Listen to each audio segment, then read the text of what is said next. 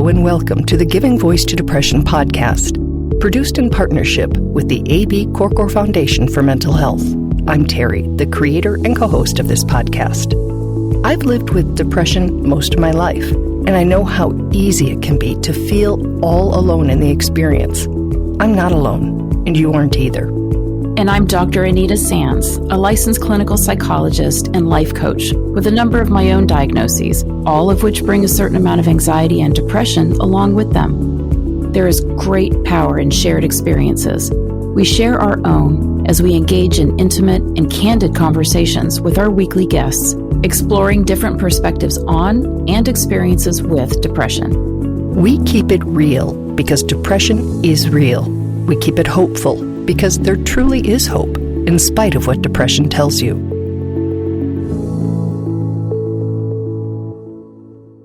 We've all had to do it. Put on a smile or a full mask and pretend that we aren't pretending and struggling to get through a day or any given hour in that day. It can be hard enough on a weekend when it's just you and the dog that needs walking. When it's work and you need to dot I's and cross T's, balance budgets, interact with clients, meet deadlines and quotas, well, that's next level acting and next level stress. It sure is. Now, factor in that it might just be the job itself contributing to your anxiety, depression, and overall distress.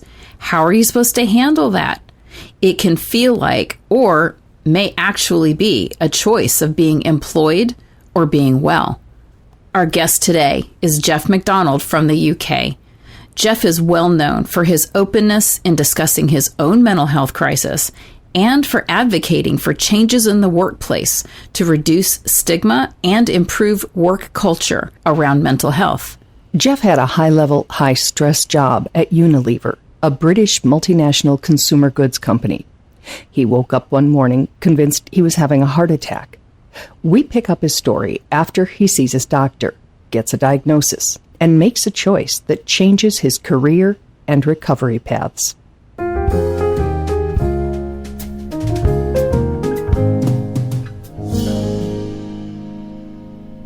As you may have guessed, given the focus of this podcast, Jeff was not having a heart attack that morning. He was exhibiting symptoms of what would be diagnosed as anxiety-fueled depression. Rather than buck up and shut up, Jeff made the choice to stand up and speak up. He called his boss. I phoned him and I just said, Keith, I'm not well. I'm sick. I've been to the doctor. I've been diagnosed, and I'm not going to be able to come to work for a while. It would be full months before Jeff felt well enough to return to work full time. He started with 2 shortened days a week, then 3, working his way back to a full work week. Because I wasn't 100% better, but going back to work was part of my recovery. It brought routine back into my life. It gave me that sense of purpose and that sense of meaning. I was able to reconnect with good old colleagues. I mean, that was all part of my recovery. But, you know, I was only probably 80% better. That's a little bit like if you went back to work with a broken leg, I wouldn't ask you to go and get me a cup of coffee, you know. And so just because you can't see my ailment doesn't mean we can't have the conversation and work out a plan which is going to result in a gradual reintegration back into the workplace. Jeff recognizes the unique factors that empowered him to prioritize his mental health and advocate for himself. The first was getting a diagnosis. And, you know, that's why I so encourage people to just go and see a doctor, go and see a medical professional if you've got these feelings and they've been with you for a long period of time. Because as soon as I got the diagnosis, I kind of felt liberated. I felt like, okay, now I know what is going on. Now I know what is wrong with me. 2 other factors that allowed Jeff to not be burdened by stigma, as he puts it, were his personality and his position at work.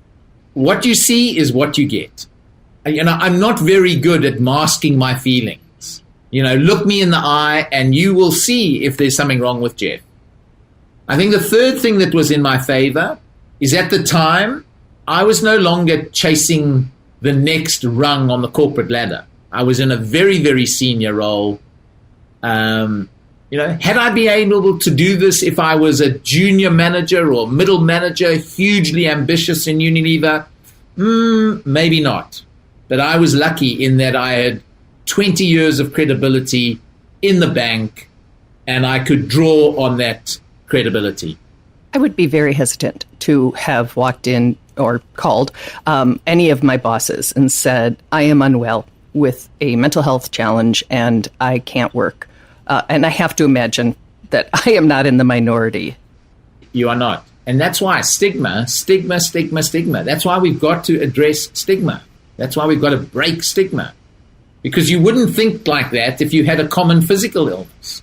But because it's either a mental or an emotional struggle and there's so much stigma around it, you absolutely would only have that conversation if you trusted the person, you knew what their relationship to mental ill health was, that they were going to be empathetic and compassionate, then you might have that conversation. So how do you advise people based on your experience and all the stories you've heard traveling the world talking about mental health in any business? How do you advise people to go about having that conversation? Do you advise people to have that conversation? The first question I ask is, what do you think is your chief executive's relationship to mental ill health?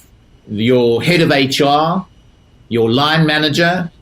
To what extent has the organization invested time, resource, money in addressing the stigma, raising the awareness of mental ill health? And if they say very little, then I advise them not to have the conversation, unfortunately, but to rather go and have that conversation with a doctor, with a good friend, with somebody that you trust, but just please go and have that conversation and get the help that you need. But if it is an organization which is well on the path in terms of addressing the stigma, then I would say to them, talk to your line manager about how you're feeling. Any idea what the percentage of organizations that are on that path is? I don't think it's higher than 10%. Ouch. Globally. And I often believe that senior managers think that they've made great progress in this space. But if you then talk to the junior middle managers, I think they will say to you, there's still a huge amount of fear and trepidation in having this conversation. Has COVID changed that at all? I think it has. I think conversations around mental health and mental ill health are there are far more of those taking place in workplaces today as a result of COVID. And I think the reason for that is because we've all felt certain degrees of mental ill health, whether that's anxiety, a bit of depression, a bit of sadness, etc. All of us, all over the world, have felt that. What's the incentive for an organization to take that step and to commit to creating a safe environment for people to be their whole selves? Nobody ever asks me, why do we need to keep people physically safe at work? And we spend billions in health and safety, and nobody ever asks me, what's the benefits and why must I invest in, making sure that every staircase has a railing and somebody's not going to fall down the stairs, because we want to show a duty of care. Well, I think we should also show a duty of care in terms of people's emotional and mental well-being, not just their physical well-being. You're right. Nobody asks that question, and I never have. When Jeff speaks to or about workplaces, he makes it very clear that beyond a duty of care, attention to employee mental health is just plain good business.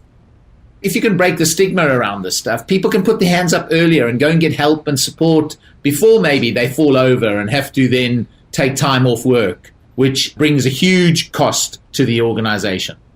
We all know that there are millions of people who go to work and they're just present. They're giving 30% of their effort rather than the 100% that they're being paid for.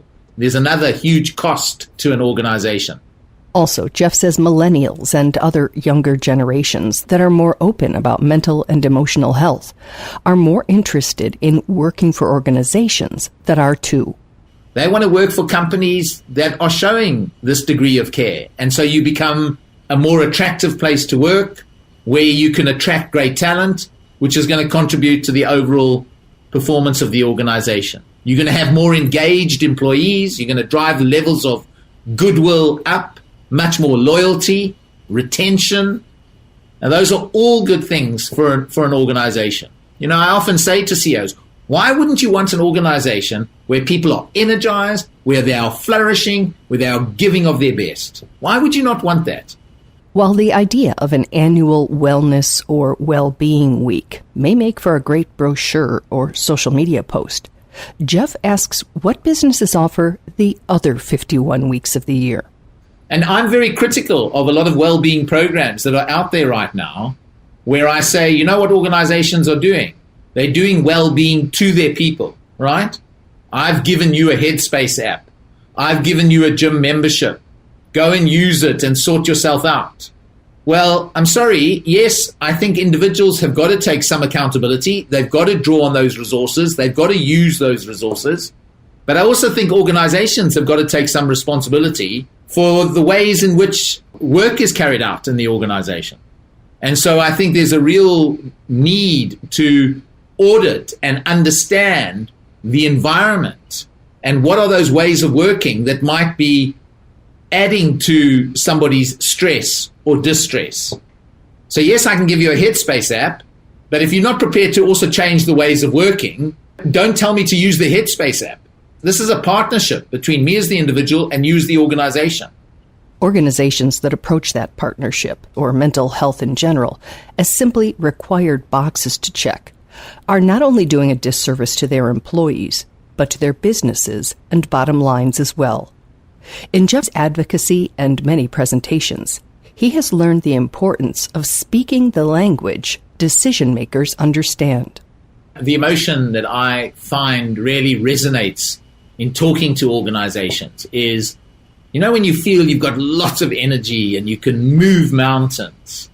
We can only feel like that, and I'm talking, this is emotion, feeling. We can only feel like that when we're healthy, when we're physically well, when we are emotionally well, when we're mentally well, and some would say when we are kind of spiritually well. We can only feel that when we're healthy at a holistic sense. Is energy an easier sell than emotional health when you're talking to the C-suite? 100%.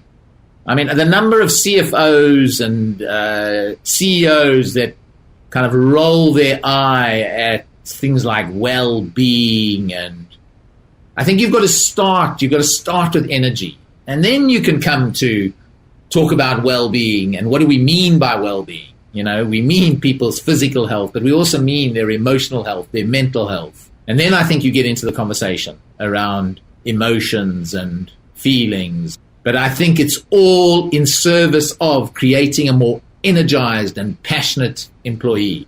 The F word, feelings, not a popular topic around the office.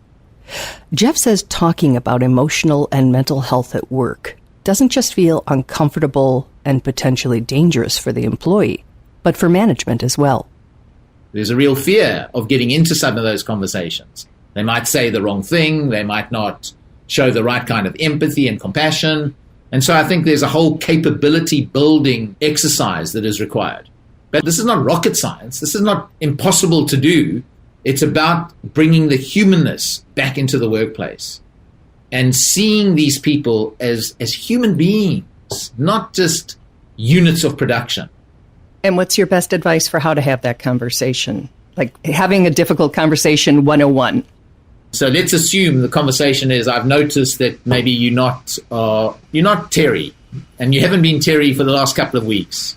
And I'd like to have a conversation with you because your behavior has changed quite a bit over the last couple of weeks consistently, and you're just not the normal Terry. And I always think that there are two critical ingredients to that conversation. I think the first one, I need to bring my own vulnerability to that conversation. I need to open up a little as well. And the second thing is I need to bring some data. So what do I mean by data? What is it that I've observed over the last 3 or 4 weeks that are saying to me, you know what, Terry's just not the good old Terry. And this is what I've observed. This is the data that I'm bringing to the table. And I want us to talk about this. And that makes you feel that I really do care. I've noticed these things. I'm bringing this stuff to your attention. And then finally, I think that conversation is one of really moving into active listening, true active listening, and being an active listener during that conversation, asking the right questions and just making sure that that person walks away feeling loved, supported, and that there's real compassion. Jeff doesn't just speak of vulnerability, he speaks with it. That's actually how we first heard of him.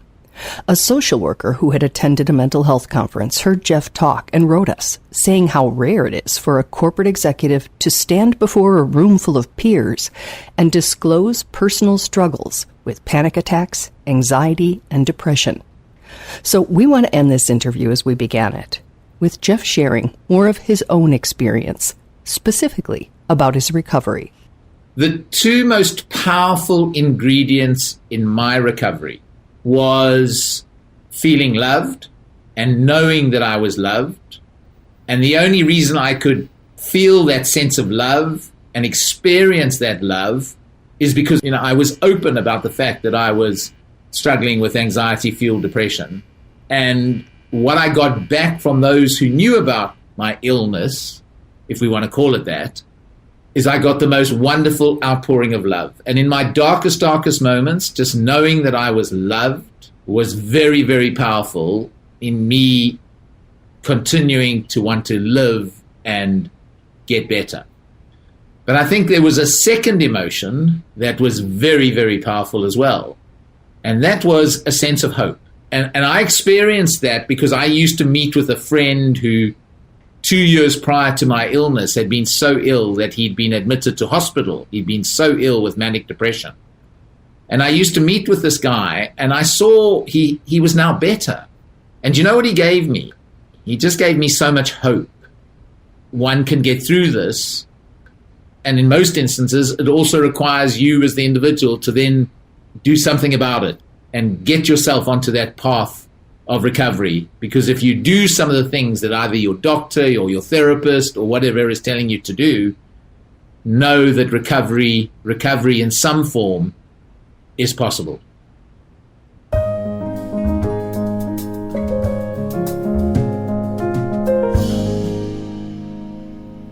So, Terry, I was so impressed with Jeff and what he has to say about changing the work culture to reduce stigma. And I think it takes a brave person to come forward and be authentic and take that risk, and then hopefully be able to get the corporate culture to make a change. Basically, maybe leading to a place where it's safer for people to be honest. Jeff made the point, it's good for business and it's good for people. And people are not just, data points. They're not just service providers. They're human beings with real human problems. And if our workplaces can take that into account, I think it's going to be better for everybody. Absolutely.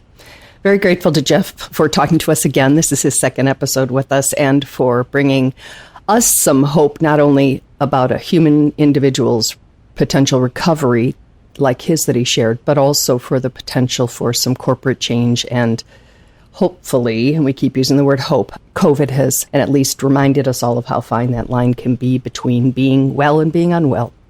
So thank you, Jeff, and thank you, Anita.